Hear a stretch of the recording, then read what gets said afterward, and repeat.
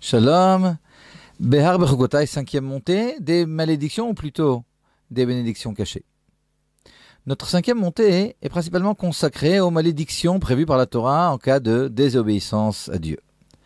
La Chassidoute explique que toute influence divine ne pouvant être que bénédiction, les malédictions ne sont en vérité que des bénédictions tellement hautes qu'elles ne peuvent s'exprimer que par des mots en réalité cachés.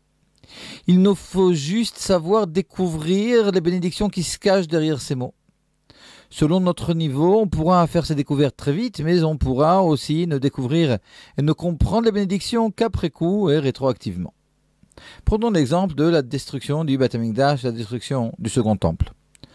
Nous comprendrons tous lors de la construction du troisième temple que la destruction du second n'était en réalité déjà a priori que le début de la construction du troisième. Pour Rabbi Shimon ben Yochai même, nos sages nous transmettent que la destruction du Beit HaMikdash n'a jamais eu lieu, tellement il vivait déjà cette construction.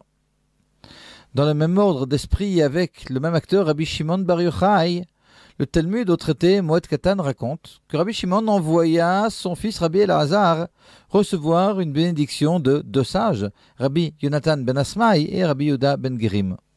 Or, quelle ne fut pas la stupéfaction de Rabbi Elazar lorsqu'il arriva chez ces deux chachamim, chez ces deux sages. Et puis finalement, ce qu'il entendit, c'est qu'il ait le mérite de semer, mais de ne pas faucher. Donc quelque chose a priori qui fait un peu peur. De faire entrer sans faire sortir, ça n'a pas l'air non plus réconfortant. De faire sortir sans faire entrer. Que sa maison soit détruite, alors ça c'est évidemment pas sympathique du tout. Que sa table soit retournée. Et puis qu'il ne voit pas la nouvelle année, alors il était complètement abasourdi.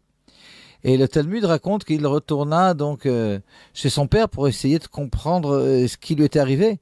Et Rabbi Shimon sourit et lui dit qu'en réalité il n'avait reçu ici que des bénédictions. Alors semer, ne pas faucher, il lui dit c'est avoir des fils et ne pas faucher, tu ne les enterreras pas, ils vivront et évidemment de ton vivant. Faire entrer sans faire sortir, c'est tout simplement que tes fils se marient, que tu fasses entrer des calottes, des brus chez toi à la maison, mais qu'elles n'aient pas besoin de sortir parce que tes fils seront vivants, elles n'auront pas besoin de retourner chez leur père. De la même, et faire sortir sans faire entrer, c'est que tes filles se marient et puis que leur mari reste vivant, ce qui fait que tes filles n'ont pas besoin de revenir à la maison. Que ta maison soit détruite et puis que tu demeures dans une auberge, c'était ça finalement la quatrième bénédiction qui a été dite. Alors la maison, ça représente l'Olam Haba, le monde futur. L'auberge, on sait que ce monde est une auberge et que sa maison soit détruite et puis qu'il réside dans une auberge, c'est tout simplement que le Olam Haba, ton monde futur, soit pendant très longtemps parce que finalement tu vivras longtemps dans l'auberge, c'est-à-dire dans ce monde qui est passager. Que ta table soit retournée, c'est que tu as énormément d'enfants et de petits-enfants qui savent retourner la table, comme on le sait bien. Et puis la sixième bénédiction, finalement, de ne pas voir la nouvelle année. L'année, ça représente la femme. De ne pas voir la nouvelle année, c'est que ta femme soit vivante et que tu n'aies pas besoin de te remarier.